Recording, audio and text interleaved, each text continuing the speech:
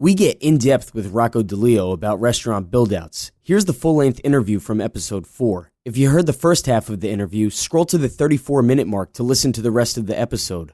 Find Rocco's information in the show notes below, and click the link to our newsletter to stay up to date with the show and subscribe to future episodes. Tell us how you got into this and kind of your day in, day outs. Yeah, so, how I got into this, I pretty much stumbled into it. Being young, drafting, sketching, not really knowing what I wanted to do, but knew I had an interest in design and knew I had an interest in drawing. And, I had a good mentor who kind of pulled it all together for me and led me in the direction of going to architecture school. So I did, and, just kind of fast forward till now, from where I started off at, just focusing on residential work, that evolved into doing restaurant work. One of the cool things that I learned out of the whole recession was you had to be diversified. Given that the recession hit the residential market so hard, the group that I was with prior to me going off on my own only did residential and pretty much went belly up. Lost their last client. I got laid off. So I really had nothing better to do but to open the doors to my own business. So I did, and I ran with that from January 1st, 2009 is when RDStudio was created.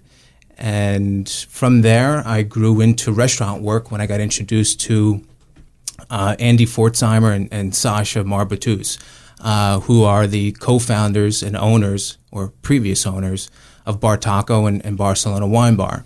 And I don't know what they saw in me, but, they saw something that I didn't see in myself because I knew nothing about restaurant design whatsoever. So those two guys gave me an opportunity to head and create their design department because they didn't have it when I joined them. So from there, they really taught me the ropes of restaurant design, operations, how restaurants flow, how to make money out of a restaurant that flows well.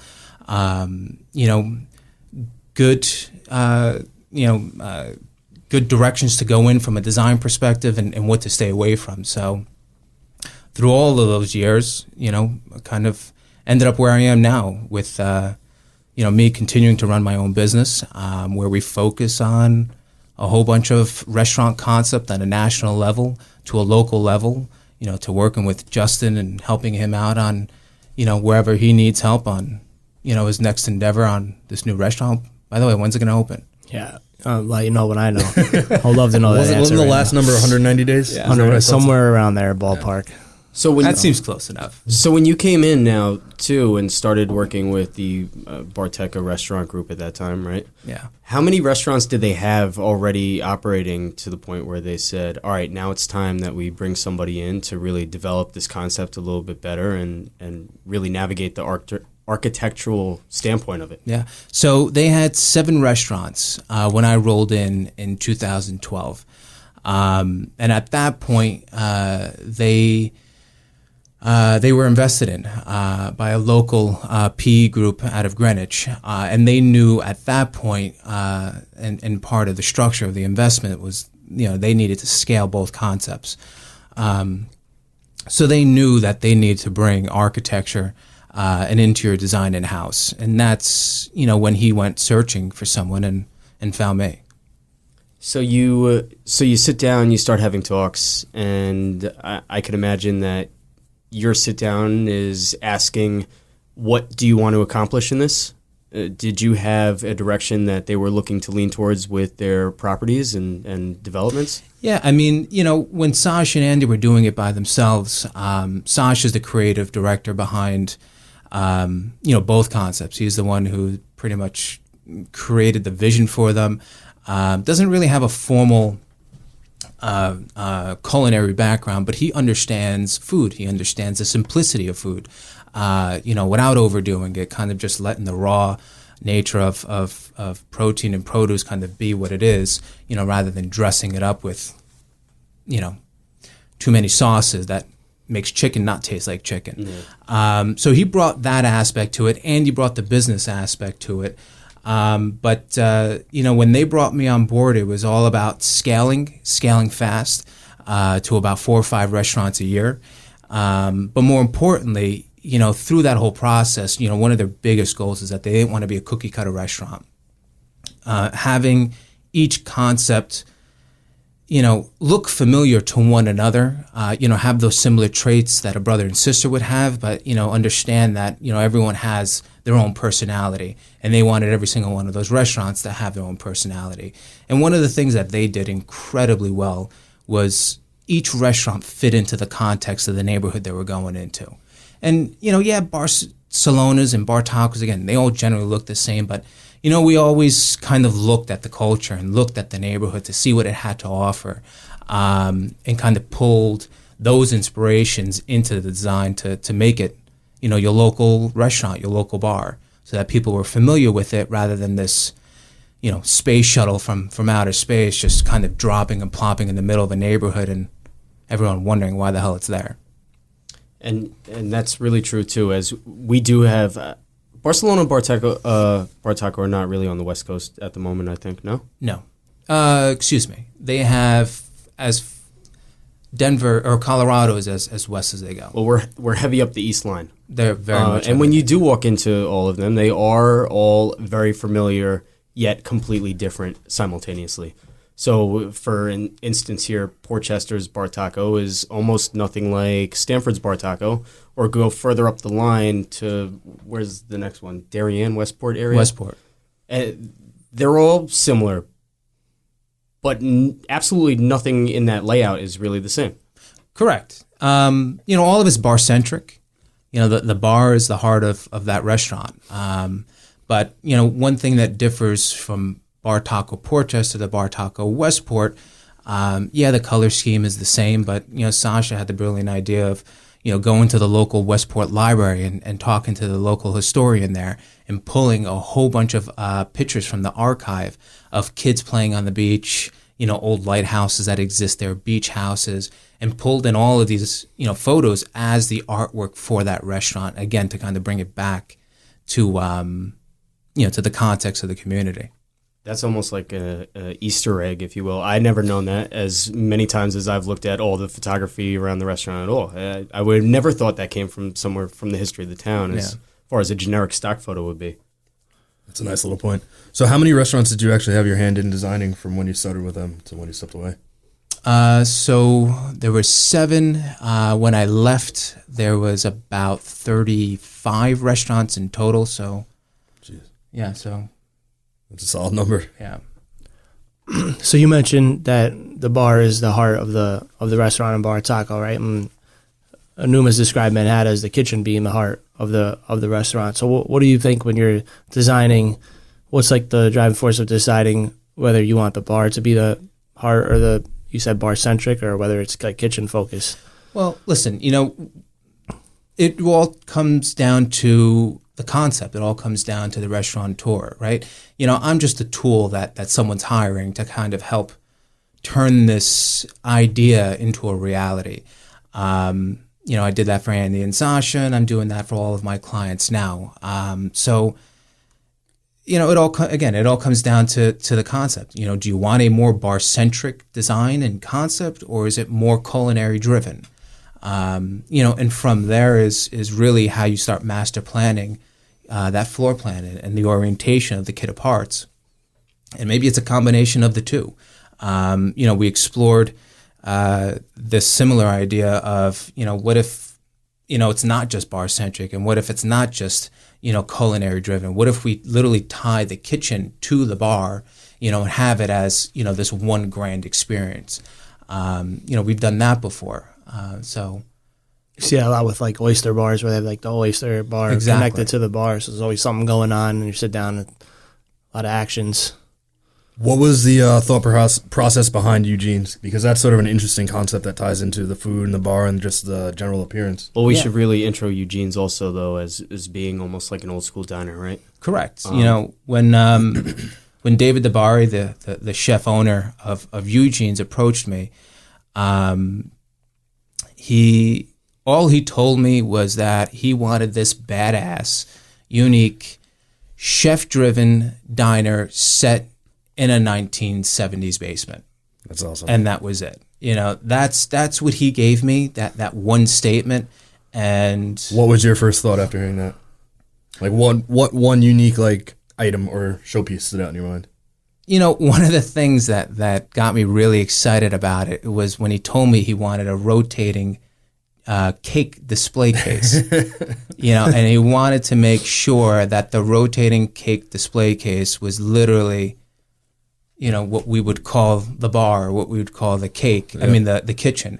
You know, in this particular restaurant, it was a cake-centric, you know, restaurant. Literally, he wanted to make sure no matter where you were in that restaurant, from when you walked in to when you walked out to the bathroom, that everything and everybody revolved and saw that cake display case. And it's right there, right at the end of the bar. And that's, you know, what we did. We started with pinpointing where it was and worked the remainder of the restaurant around it.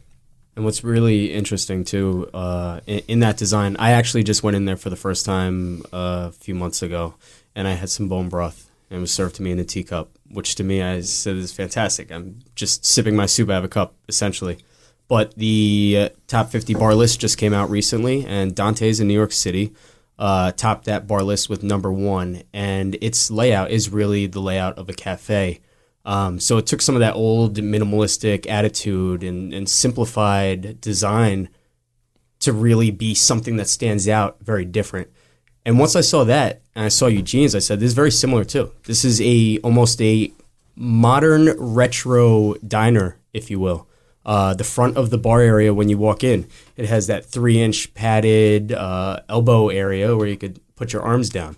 You didn't get rid of that at all in the build out here. The back of it on the right-hand side is an open kitchen, so you can see everybody cooking your food as well.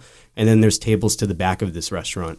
It really is a beautiful thing. And as the tables keep on turning, as time goes and different things become popular and trends, I feel like we're almost at the beginning area of the cafe's revitalization. Yeah. You know, that's kind of one of the things that, you know, we focus on. You know, we're not the design firm, and I don't think any of our clients are either, you know, where they're looking for these elaborate, you know, showcase and showpiece Ferrari-type designs that feel pretentious and you know, not approachable. You know, a lot of the concepts that we're doing are really just subtle gestures of textiles, finishes, and fixtures, you know, to just, the way that I look at my, you know, work is almost just kind of putting a very simple backdrop to let the food kind of speak for itself, you know, so that, you know, at the end of the day, people are going to a restaurant to eat, not to go observe architecture and interior design. You know, so how simple can I make a table to make that plate of bone marrow in a teacup, you know, look incredible? You know, that's what we, you know, philosophically kind of gear all of our designs to and around. When you also look at these build outs, in your head, do you ever make it overly too complex for yourself and then take a step back and say, hold on, this doesn't have to be this complex. It could be also simple. Always. We always start high and then kind of work our way down. And not high like we're overcomplicating things or high over designing things, but, you know, we're always dreaming big. And trying to kind of rethink, you know, what a wine case can be, but yet still make it functional and not make it glamorous, you know, or rethink a tabletop or rethink a table base. You know, we're always dreaming big and thinking high, and, you know, then we get the reality checks of budgets and, you know, some way we kind of start value engineering things out and, you know, without compromising the overall goal of the concept, and find middle grounds and run with it. But this budget's always get in the way. I was just going to ask you. Every time. If we could just get rid of budgets. I mean, like unlimited money, yeah. Yeah. If we just had unlimited money. Did you have to scale some things back with Smokehouse, New Rochelle, Virgin? I doubt it. 2? Justin's a pretty logical guy. Like, he definitely stays within the budget at all times. No, I definitely don't. Mike probably I was going to say, fights Mike us looks like the back budget to guy. the budget. I'm like, I don't know. I have the crazy ideas. Like, we can't spend $200,000 on I was trying to give you credit. I didn't want everybody to know your I don't secrets. No, we're not getting an Instagram counter and Facebook counter to let people know how many people we have following. That's that we did. useless. That, We already have that. that. We did. No, that we did. All right. So when someone gives you an idea like that, right? Like you say, just gave you a sentence, and he goes, build this restaurant. How much of it are you drawing off of like imagination or like your own head, or do you start like, all right, I gotta go hit up some diners? Well, that's what we did. I mean, the first thing we did was we took a tour. David, his wife Kathy, Mandy, my senior designer, and myself. We took a trip down to New York City, and we had one particular restaurant they wanted to go see, and they wanted us to see, and then we kind of wandered around aimlessly and just kind of gathering inspiration. But to your first question, a lot of our designs comes from experiences, comes from our travels, comes from, our books and, our design and our design heroes and just a lot of it just constantly absorbing ideas and constantly absorbing, ideologies of good design and good practice and, wait for the opportunity like you knocking on my door asking me to design a restaurant for me to just pour it onto that piece of paper. So it's not like we're just pulling things out of thin air and, recreating the wheel. It's more of drawing inspiration from others and fine-tuning it to our style. Do you have a texture, maybe, that you go to almost as a default and try to stop yourself occasionally and say, no, I've been using that a little bit too much lately. Maybe we should scale out of this? No, man. I've been saying this for a long time. I hate the word favorite. I don't have a favorite of anything. Because I think, once you start having a favorite, you find yourself in a pigeonhole of using it over and over and over and over again. We have philosophies, we have understandings of good design directions in our office, that we follow through with almost every single project, but nothing that is, specification, if you will, that we just kind of cookie cutter, from concept to concept. And that's a good statement too, where you just say if you do start to have a favorite, you are kind of just in this rut of doing the same thing over and over you're again. not reinventing yourself. And even like a menu, right? I mean, you constantly need to reinvent that menu to keep people interested and keep people coming back. And figure out what goes with your operations and what's going to do whatever. As a kid, you would draw, I suspect, or drafting came across while you were in college?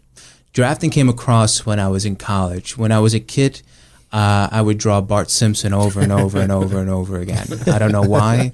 Maybe it was an easy cartoon character for me to trace and draw. But between that and just I would take things apart a lot. I would constantly take my Nintendo set and take it apart and put it back together because I was just so interested on what the hell was inside this gray box, and what makes Super Mario walk on my screen. So not that I ever figured out. That's impressive. But I can tell you, Super Mario, they don't walk across my screen anymore when I took the thing apart and tried putting it back together. But I was just always curious as a kid when it came to understanding how things were assembled, put together, and I was always sketching. So you were working for another company before the recession. Yeah. As a architect. Yeah. And as that happened, there were layoffs, I'd imagine. Right? Correct. The whole office was laid off. So from that point, I assume 2008, 2009 area of those months were a rough time. And then at some point you just said, I'm just going out and starting it myself. Yeah. It wasn't a long time. So the market crashed. I think it was August of 2008.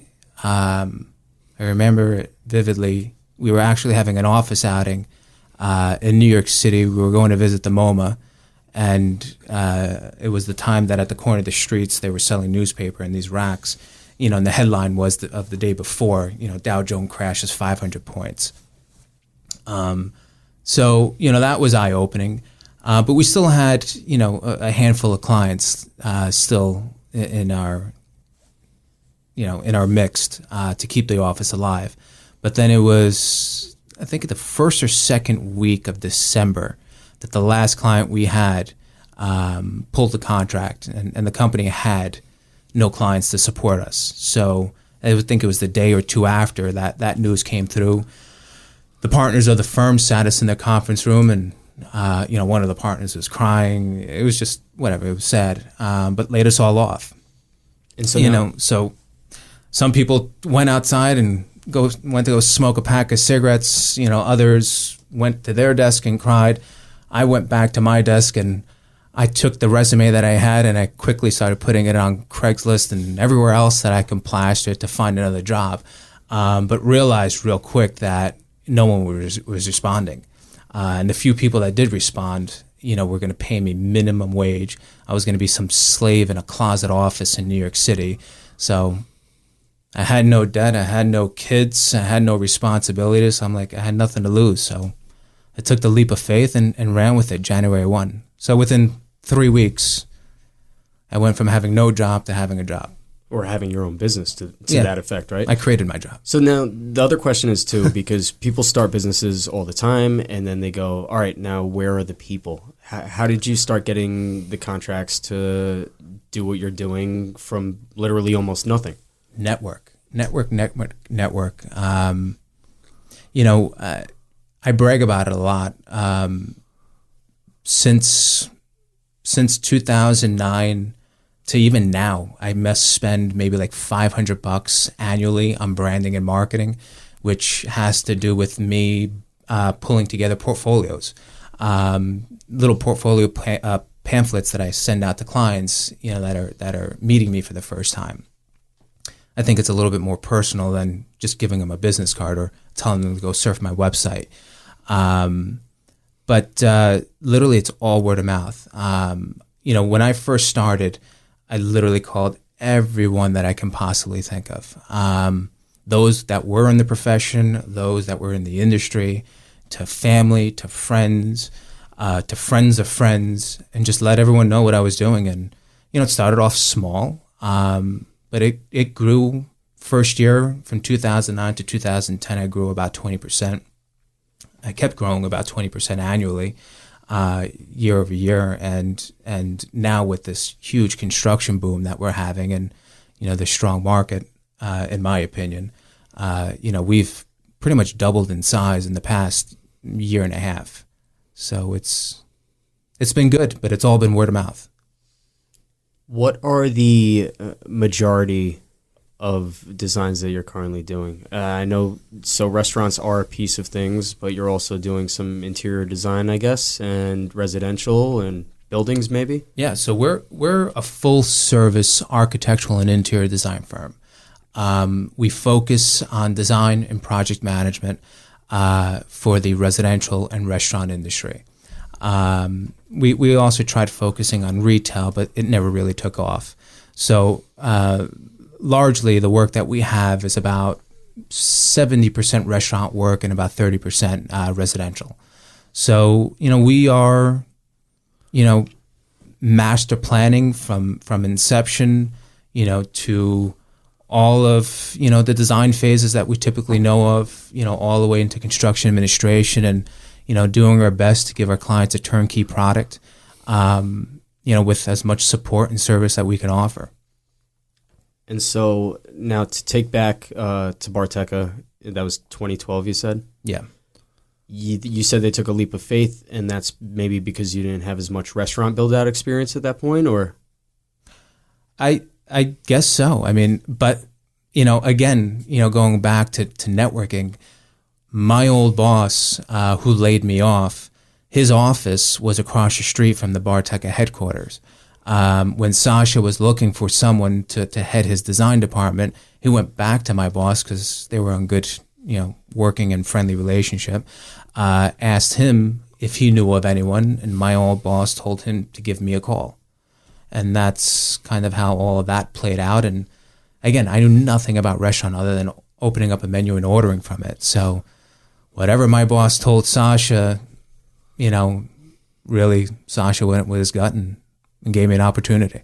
And that leads me into saying, okay, we know how to do designs, as we've been doing that for some time now. But now in restaurants, it does tend to be a little bit more of a science, as where maybe you create intentional bottlenecks or where you need very open areas for acoustics or whatever it may be specifically. But in that transition of starting to do more and more restaurants, after you did the first Bar Taco or Barcelona, did you maybe learn some things that said, oh, I have to change this in the future to make this more presentable for people to congregate or enjoy their food or, whatever it may be? Constantly. I mean, every single project. We did an 11th month postmortem walkthrough where we went back in at 11 months after we opened up the doors to basically assess how the restaurant looked generally, to see how the materials we selected were holding up, to talk to operations, to talk to the manager, to talk to the bartenders, to talk to the chefs, to talk to the dishwasher, and interview all of these people to see what we did well, to see what we did poorly, to sitting down for lunch and dinner to, also kind of feel the experience that everyone else was experiencing. And basically just being hyper critical on everything that we were doing. And some of it, and most of it really was hard to take, because it was all kind of a self-reflection of how well you did. But we learned so much through that process of just how to better the product, how to refine it, how to better the experience, and all of it.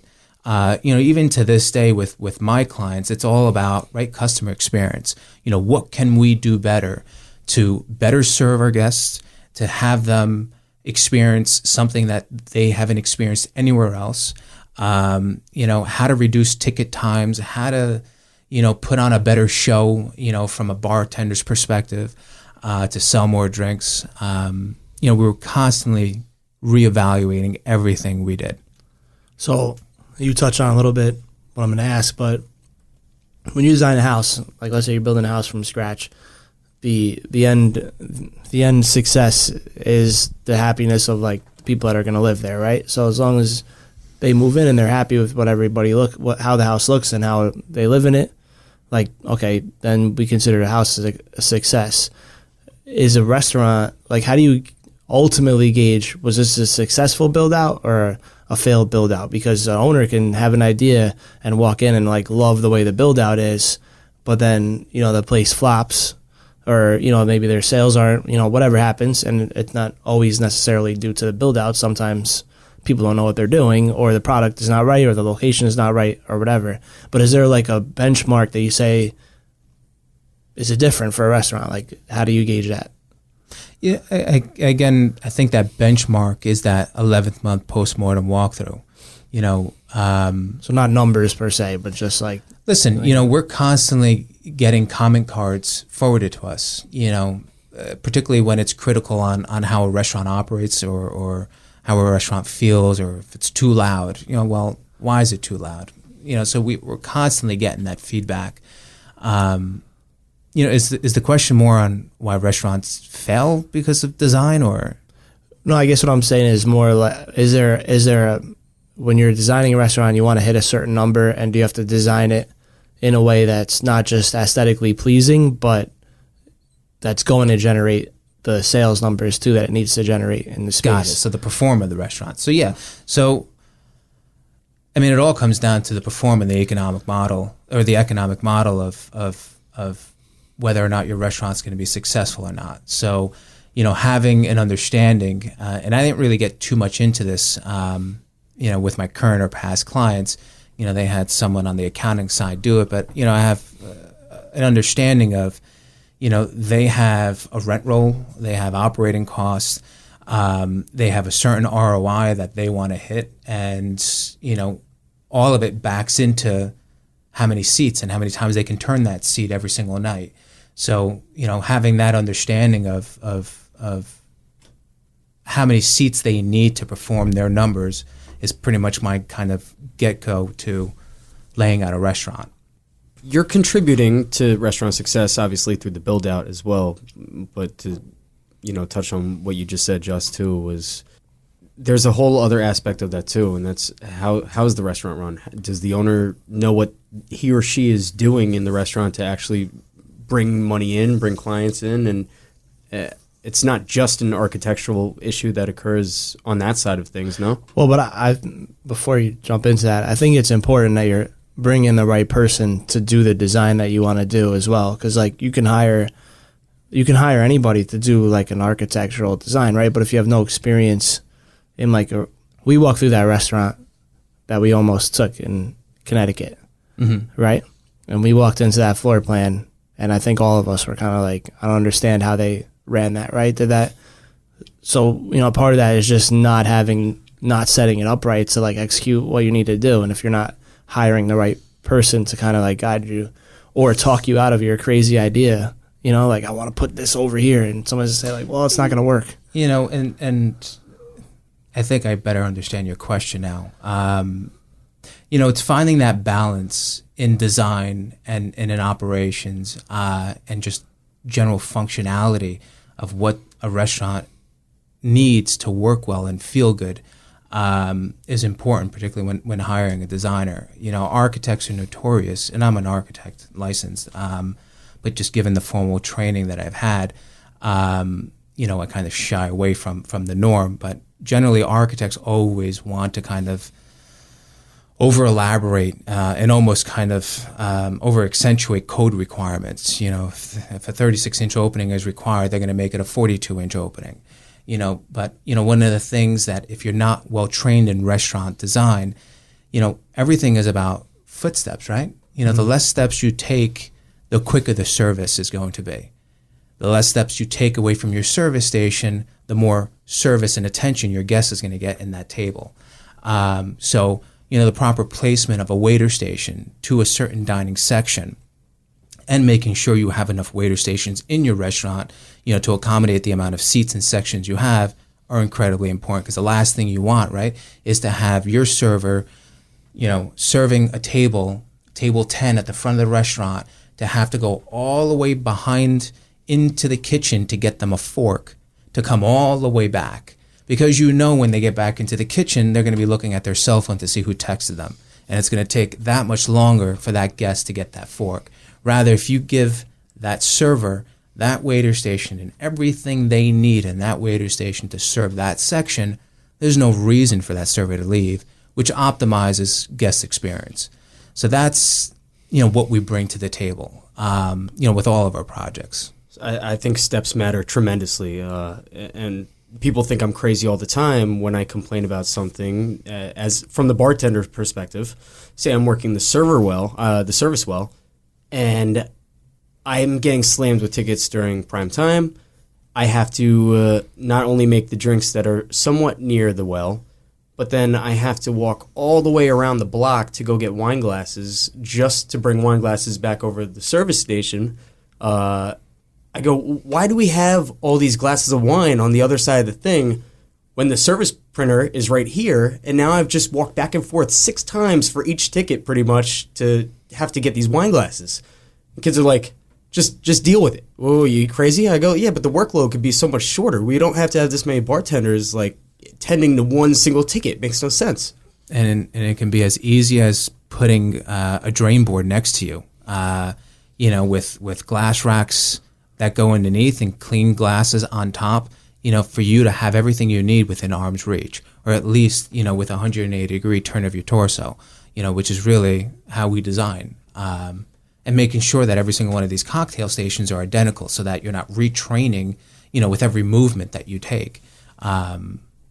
So, yeah, I mean, that's some of the errors that and issues that we keep seeing. So I think generally, I think people go into a restaurant and they think they're going in and they look at the menu and they order with whatever they order. They might look around and notice the design or something like that, but a lot of it is subconscious, where you might not even notice what you're even experiencing, but it's like obviously thought behind things that not the regular people are even going to notice. What are some, I'm going to use hidden gems again. I know we referenced it, but what are some hidden gems that you do in design to make people like order certain things, or like that would generate cocktail sales versus, you know, ordering a water, things like that that are focused in the design that make people feel More comfortable. More comfortable. They walk in and be like, you know what, I want a margarita. You know, like obviously you might think you just decided you had a margarita, but also subconsciously there might have been things in the design that are making you do that. Yeah, so, I mean, not to keep talking about Bar Taco and Barcelona. I said margarita. I just said, like, you know, they do it incredibly well. You know, there's a reason why there's a bowl of limes, you know, at the corner of every single one of their bars, which generally faces the front door. And right next to that bowl of limes, there is a juicer. And right behind that juicer, there is someone squeezing the juice. You know, and that whole visual that you get the moment you walk in, I mean, there's nothing else that you want than a margarita that's freshly squeezed by the limes that I see right there. Barcelona does it well too, you know, by putting the whole charcuterie station and tapa station, you know, in any one of their restaurants, at least the newer restaurants, you know, that charcuterie station can be seen throughout the entire restaurant. But it can most definitely be seen by the front door. And more importantly, we always put it on access to the bathrooms, right? Most of the people that tend your restaurants are going to the bathroom at least once, you know, and having them walk by a display or a mountain of cheese and cured hams and olives, you know. I mean, I want right now. I'm gonna see it. You're just talking about I'm just imagining you know, there are those, you know, gestures, if you will, through the power of design, you know, that can help generate some sales. We visited Barcelona in Brookline a couple of years ago, right? When you walk in, what do you first say? Yeah, exactly. The charcuterie and all that stuff. I referenced, actually, that was one of the best meals I ever had, because we sat down. I don't even think we looked at a menu. No. Right? You just told the chef, you know, send whatever out, and we were like stuffed afterwards. It was great. How much of, and like some of the stuff was table side. Right? Right? I remember correctly? Most of it. Yeah, everything they brought out. What do you have to think about and it was Tuesday night, the place was packed. What do you have to think about when you're designing that, like the flow of people coming in and out, and then having like a full restaurant at the same time to make sure that works? Like we mentioned, the bathroom in Mamaroneck when we got in was the same entrance for our customers to go to the bathroom and the entrance to the kitchen at the same time. So if we're like busy and running food and people are searching for the bathroom, it created like a problem. Dangerous corner. A very dangerous corner. Yeah, so when you're doing like tableside and stuff like that, those are added things to design. It is, because when you do tableside and you do small tapa dishes, and I mean, you saw how many dishes were on our, right? You start talking about, it was great. You start talking about, well, how big of a table area do I need to accommodate all of these dishes? And then on the back end from there is, where am I putting all of these dishes? You know, how quickly, you know, where do I strategically place the dishwashing station so that, you know, all of these dishes from all of these small tapas is, whatever, you know, all of it being washed, circulated, a place for it to store, to it get pushed back forward to the expo line. You know, all of that needs to get thought about as well. And just, you know, help creating that experience that you witnessed, you know, when we dined there. Yeah. Now, there's also things over time that kind of have disappeared from restaurants, maybe because function just wasn't there. Say an Applebee's Pluffy style booth where food would always get stuck in the cracks. And the idea was the server would come around and they would clean the booth crack. Realistically, the server never cleaned the booth crack, and the thing was always dirty. There was food in it, you could find gum in it, whatever it is. As of more recent, I feel like you don't see booths with all this plush anymore. It's just a firm chair that you're sitting in for the most part. Is that something that kind of evolves into, let's take responsibility away from maybe the server, that way things are easier to clean, quicker to clean, and just get things moving? Absolutely. I mean, that definitely takes part in it. Low maintenance, you know, products and designs is always a huge factor, right? Because labor cost is not going down. You know, so we're trying to design things that are easy to maintain, Again, so that server or that operator is spending more time on guests than, walking around with a toothbrush, cleaning in between crevices. But I think, probably the bigger driver in this direction and shift from these plush banquettes and booths, to more of the reclaimed wood is, again, back to the diners, your demographics, right? I hate dining in a restaurant where I feel like I don't belong or I feel is unapproachable or, I like casual dining. I like that just, hardwood stool or chair that, does its purpose and I have an incredible meal and, it's done efficiently and effectively and, who really gives a shit what kind of leather is on a seat? I feel those. What? Yeah, sorry, go ahead. No, go. I feel like those plush seats actually keep people there too long, and then I can't turn the booth. Too comfortable. Yeah. Then the springs go out on the seat, and now you're sinking in too far, and your table's higher than your chin. It's just further into design aesthetics, and you were just mentioning Barcelona, which I was just in recently. We put almost barriers in throughout a restaurant to help the flow.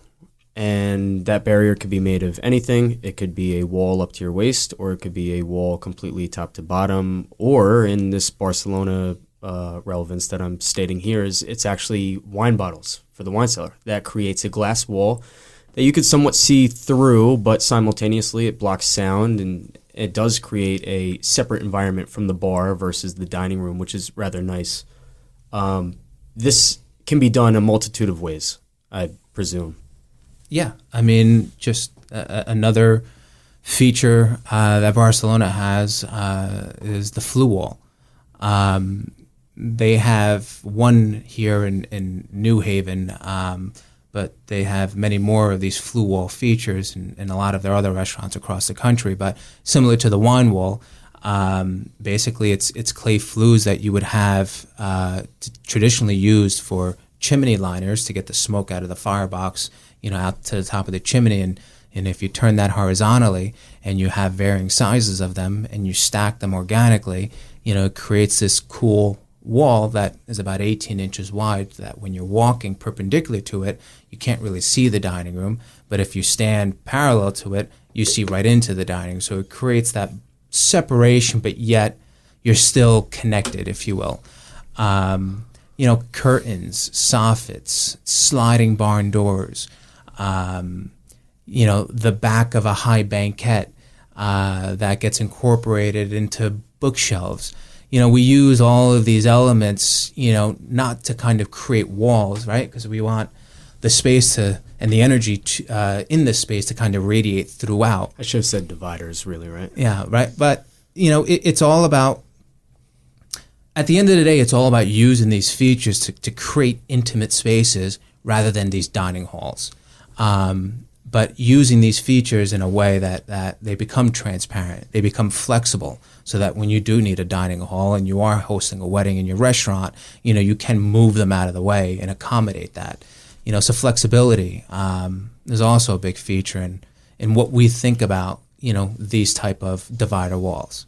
So there's different pieces, or there's different times of your restaurant or bar with business, and there could be one person in it, or there can be 100 people in it.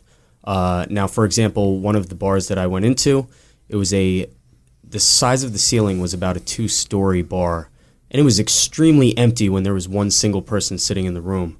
One of these things that I did to try to conquer through that is purchase rope lights, and I hung those halfway through the ceiling at the top of the first floor, essentially, to create some type of division so somebody's not sitting there in this huge empty room. Yeah.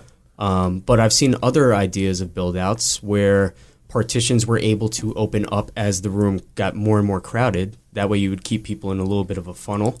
And as the night came, you'd open it up to make the room expand a little bit bigger so everyone's not on top of each other. Is there something that you do architecturally in some of these restaurants that allow you to move these partitions out of the way to expand with the amount of people that are in there? Yeah, so, going back to the sliding barn doors, we've in the past designed these elaborate barn door systems. Some hang from a steel beam, some just hang or rest on the floor on a special ball bearing track. Thank you.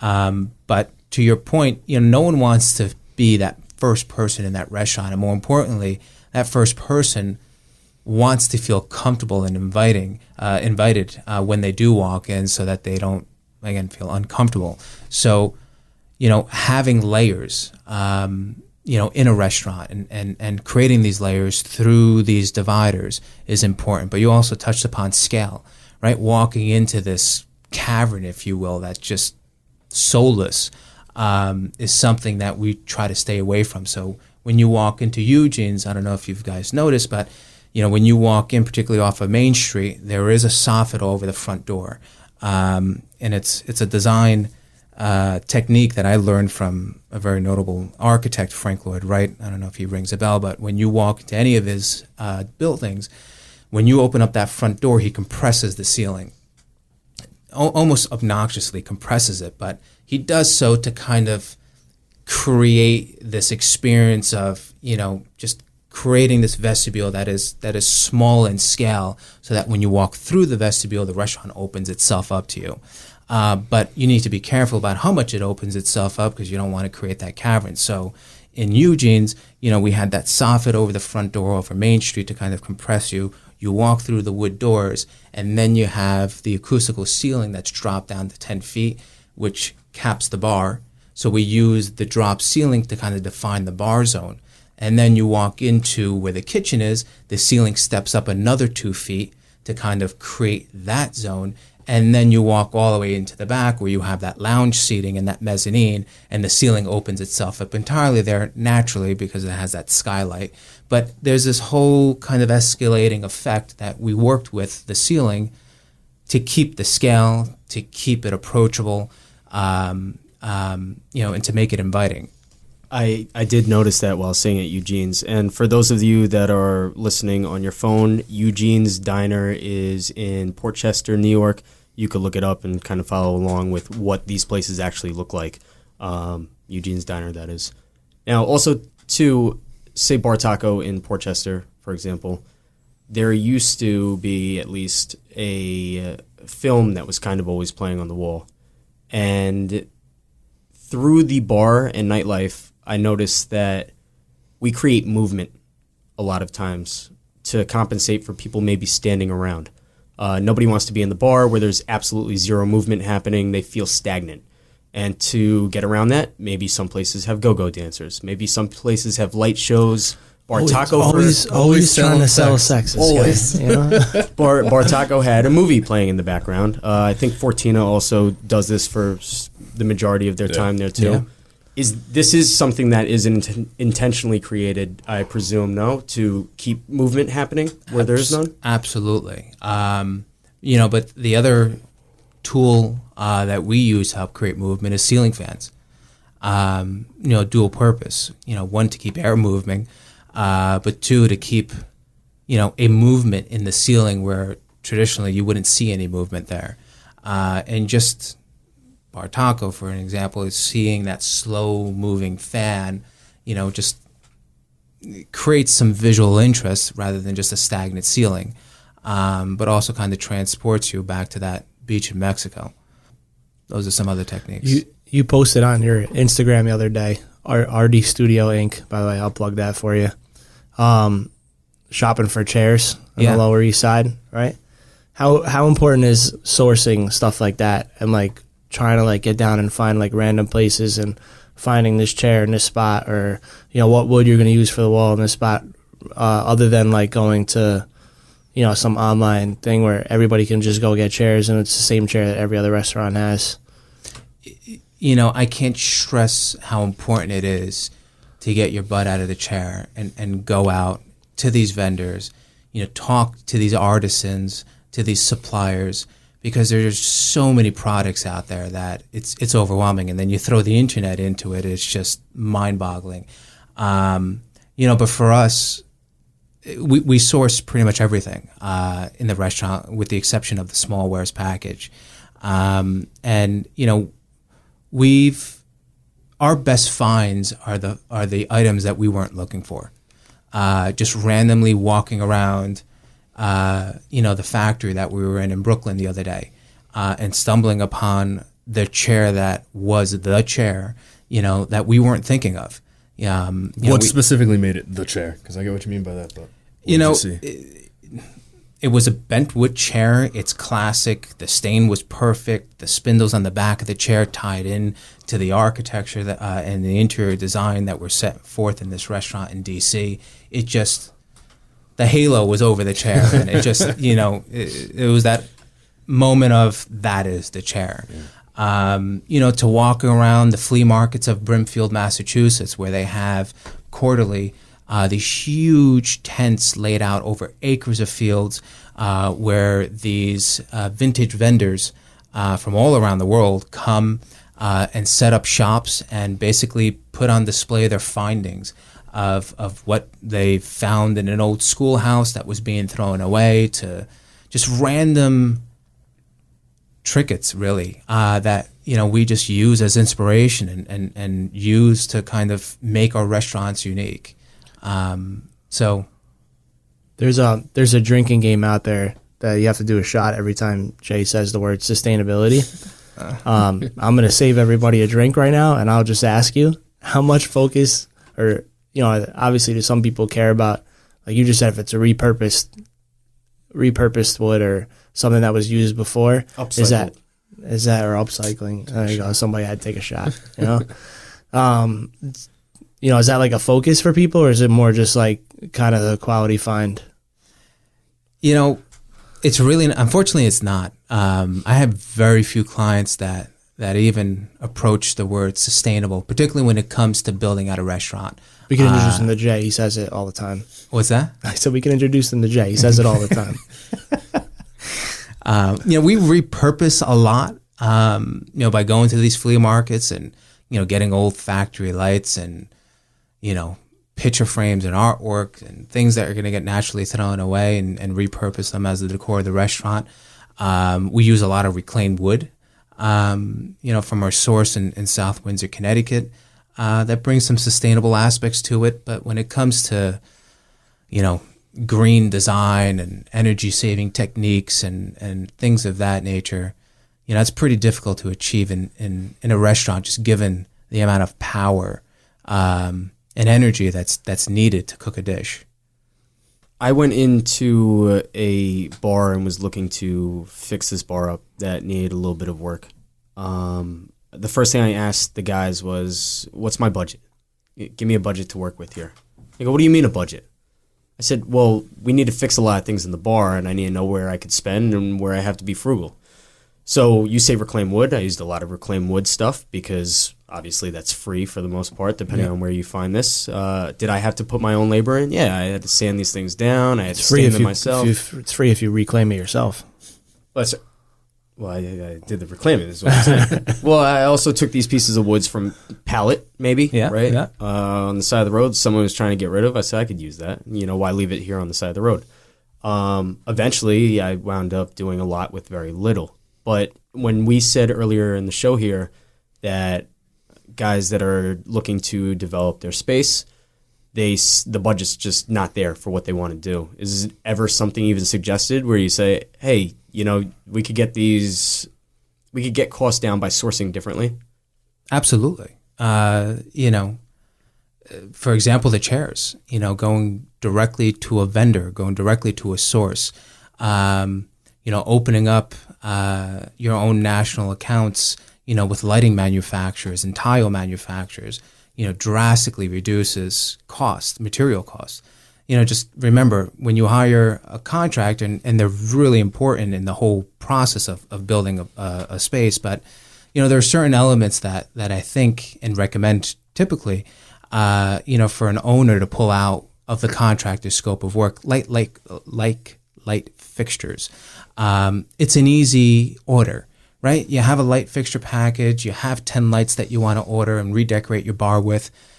Just go directly to the source and buy it and give it to the contractor for him to install, right? Because when you go to a contractor to install light fixtures, he's putting his 20% on it. the electrician's putting his 20% on it. The electrician is buying it from a distributor who's putting their 20% on it, and the distributor is putting their 20% on it from when they buy it directly from the manufacturer. So you're paying almost triple the cost of that light fixture, just as an example. So there's that, and just going back to the chairs, we were looking at a chair online that was going to be $269.